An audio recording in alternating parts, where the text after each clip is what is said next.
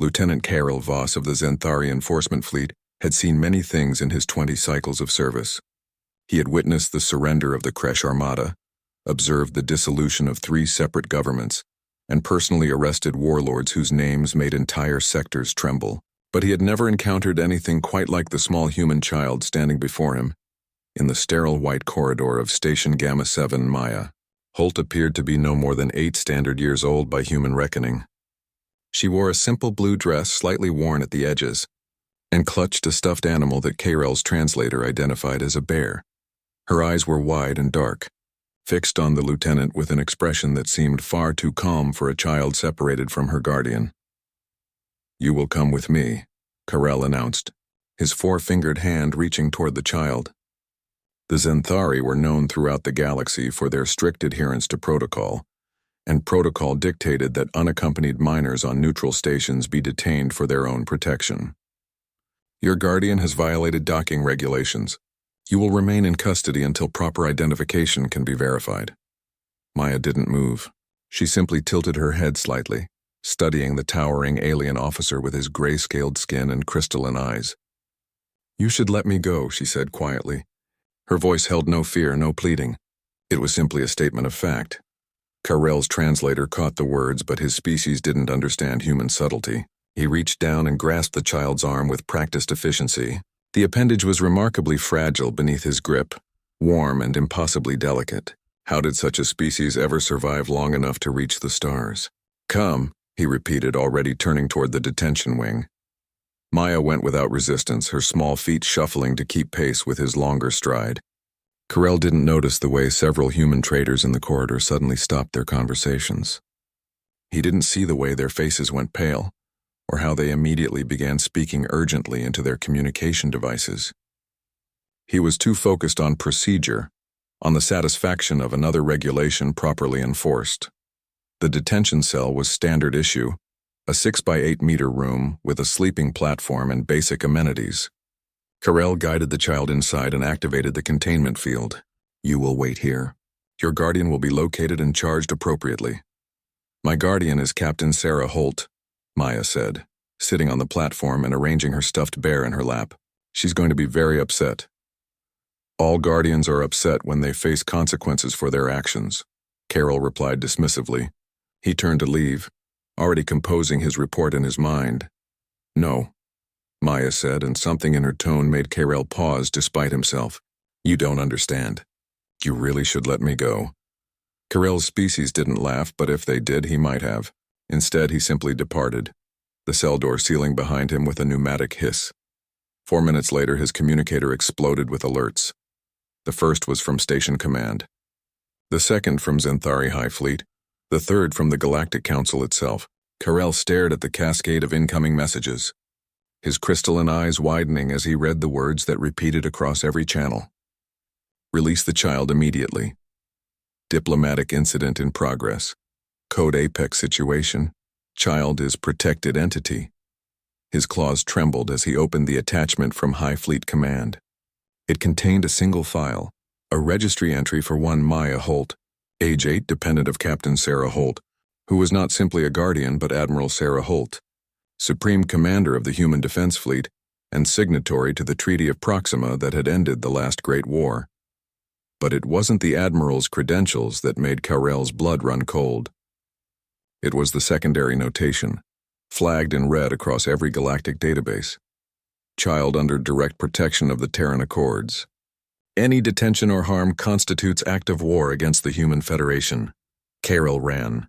His dignified stride dissolved into a sprint as he raced back toward the detention wing. Behind him, he could hear the station-wide announcement. "All personnel, clear detention section 7.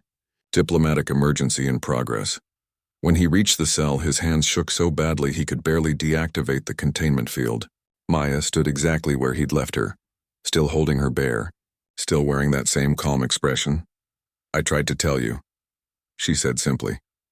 Before Karel could respond, the corridor filled with people, human military personnel in pristine uniforms, Zenthari diplomats, station security, and at the front of the group, a woman whose presence seemed to draw all light and air toward her. Admiral Sarah Holt wore no weapon, carried no obvious signs of authority beyond the stars on her collar. but every being in that corridor instinctively moved aside as she walked past. She knelt beside Maya, checking her over with quick, efficient movements. "Are you hurt?" "No, Mom, he didn't hurt me. He was just following his rules." The Admiral's eyes found Karel then, and he understood in that moment why humanity had risen from their small blue world to become one of the galaxy's most formidable powers. It wasn't their technology or their weapons or even their famous stubbornness. It was the cold, calculating intelligence in those eyes, the kind that could wage war across 1,000 systems or show mercy with equal ease. "Lieutenant Karel Voss," she said, and he was distantly surprised she knew his name. "You detained my daughter. I didn't know. The regulations required you to verify identity before detention," she interrupted. "Which you failed to do. My daughter carries a diplomatic beacon, as do all dependents of flag officers. Your scanner would have shown this if you'd bothered to check." Karel's career dissolved before his eyes.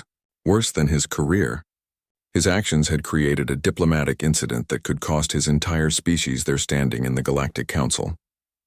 The Zenthari had spent centuries building their reputation as fair, lawful enforcers of galactic order.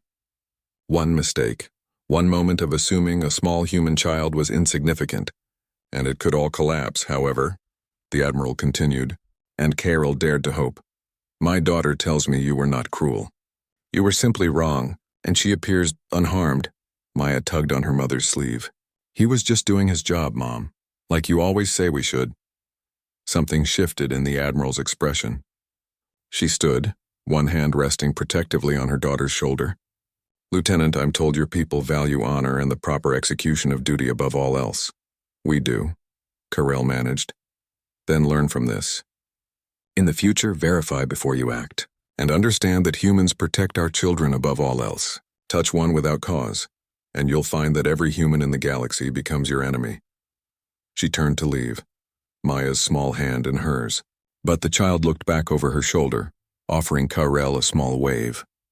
"Goodbye, Mr. Voss. Try to have a better day." As they departed, Karel sank against the wall, his legs no longer able to support him. Around him, the diplomatic teams began the process of de-escalation, but he barely heard them. In the span of minutes, he had learned what many species learned too late, that humans might be small, their children fragile, but they were never, ever to be underestimated. 3 hours later, official messages flooded every Zenthari vessel in known space. They contained updated protocols, new regulations, and a single highlighted entry in the diplomatic registry. Human children, identified by their DNA signatures and diplomatic beacons, were now classified as untouchable entities, afforded the same protections as heads of state. And in the quiet of his quarters, Lieutenant Karel Voss composed a message to his commanders, not requesting mercy for his mistake, but asking only that his error serve as a lesson to all who came after. Some mistakes, he wrote, could be survived, but only if you were extraordinarily lucky. He had been lucky. The child had been kind, and the mother had shown restraint. Not all who made such errors would be so fortunate.